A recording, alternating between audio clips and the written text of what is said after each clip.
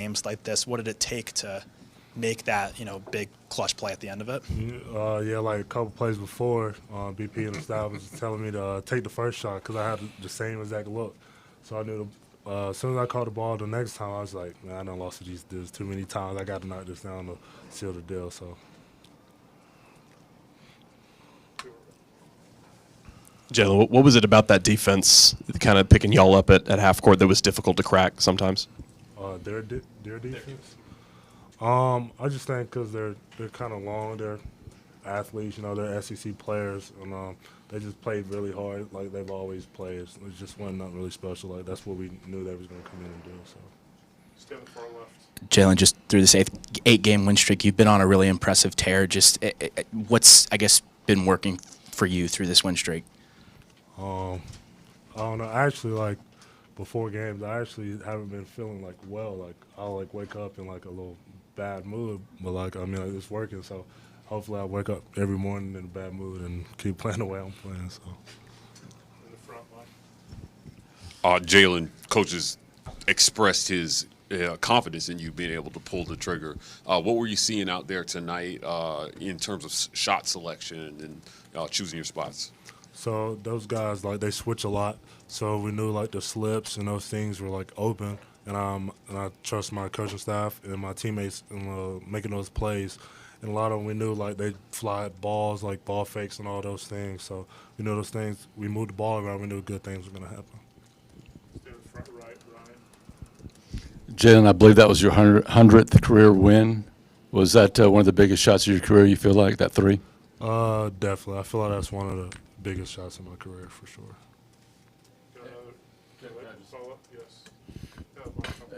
What does that mean to you to make a shot like that in such a big moment?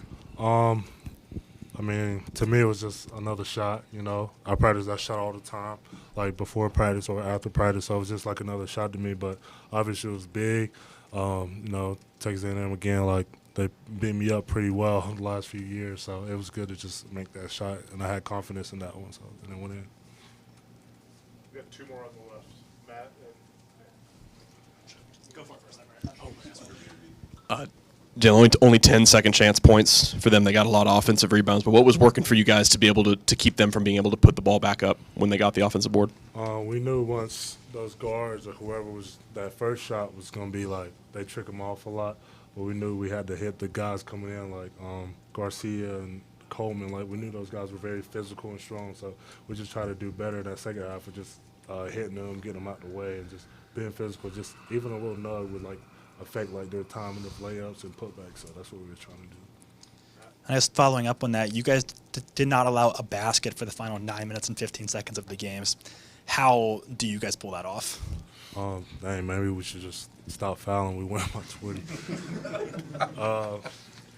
Just sticking together, trusting. Like again, the coaches trusting in us to keep those guys in front as best as we can. We fouled them a little bit down the stretch, but like we knew like just if we stayed in front of those guards, like they couldn't beat us. So. Jay, well, thank you. If you want to go to the left. All right. Mr. Janelle, take the radio. All right, questions for Coach Pearl. Start in the back. We've got two back row. Hey, Bruce, obviously. Get the mic, please. Sorry. Thank you. Hey, Bruce, obviously the game felt closer than the final score indicated. Can you just talk about the physicality of going up against an A&M team coached by Buzz Williams? Well, I think one of those things that makes Texas A&M so successful, obviously, is their coach. They don't play, nobody else in the league plays quite like they do, especially in the defensive end. With their 1-2-2 press that they can ratchet it up and kind of, versus us, they just sort of contain it, which slowed our breakdown. And then they disguise pretty well, whether they're in man-to-man or zone. They're hard to play call against. They switch all the time. So it basically cuts about 75% of your playbook completely out. And so we were having a hard time finding things that would be successful. Stephen Pearl had to scout and did an outstanding job. When you hold a team in this league to 55 points, when you hold a team in this league to 39% shooting, when you hold, and I challenged my guards, but Wade Taylor is the preseason SEC Player of the Year. He was 2 for 16, 0 for 8 from 3. And so, yeah, we sent him to the foul line, but man, I thought our guards did a tremendous job defensively. And, if we could continue to guard and get a little bit of offense from our defense, that's going to be the key to being consistently able to win each night.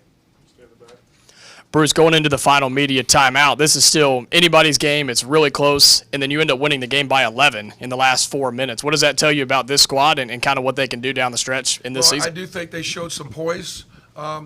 We took a great punch in the mouth from Texas A&M in the second half when they came back, got a lead, and we just didn't panic.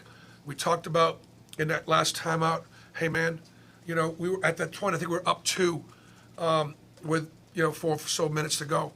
It's like, man, we're in good shape. This is a really good team. We haven't played great offensively, and we're in position to be in position. And just try to give those guys some confidence. Yes, the same question on that final 9 minutes there. I guess kind of what did you see defensively, especially in the second half that you've talked about kind of needing to be better to hold them to no baskets? Yeah, I thought our guys really competed to stay in front.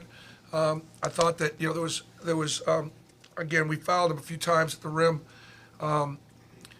But, and then we made some plays. We still made them. Chad Baker had a couple of big steals and a couple of turnovers against pressure.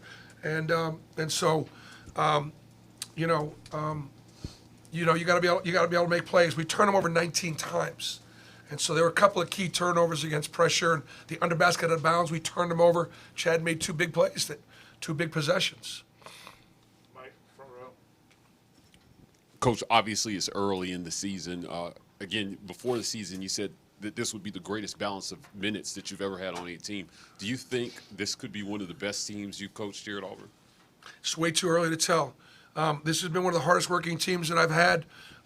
This team has improved more from the summer to the point we are right now more than probably any team I've had at Auburn. So we're just we put ourselves in position. We got work to do. Great crowd tonight, unbelievable, fantastic to have the students back. This was a record crowd in the history of Neville Arena for our students, a record crowd. So it's that's for Texas A&M on a Tuesday night. We're in everything school.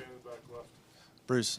Yep. Just talk about the decision to play Trey, the minutes you did in the second half versus Aiden against their defense. Looked like they were trapping Aiden a good bit and just playing Trey the minutes you did. I just thought that Trey was playing well. He played well at Arkansas and just had a little bit more experience. And, I think that was my call. And we got 2 good point guards out there for sure. Dylan Cardwell could have played more in the second half because he played really well, Dylan played really, really well in the first half, and yet he didn't get quite as many minutes in the second half. And, that's what makes a great team. Bruce, I wanted to ask about Jalen. What was he doing so well to be able to break that defense? He had a lot of shots on the inside. Well, we were slipping him off of some screening action. He was getting some slips because of switching everything. So that's why he was getting those. That's why he was getting those looks, money and sets. Okay, guys, thank you. Yeah, no,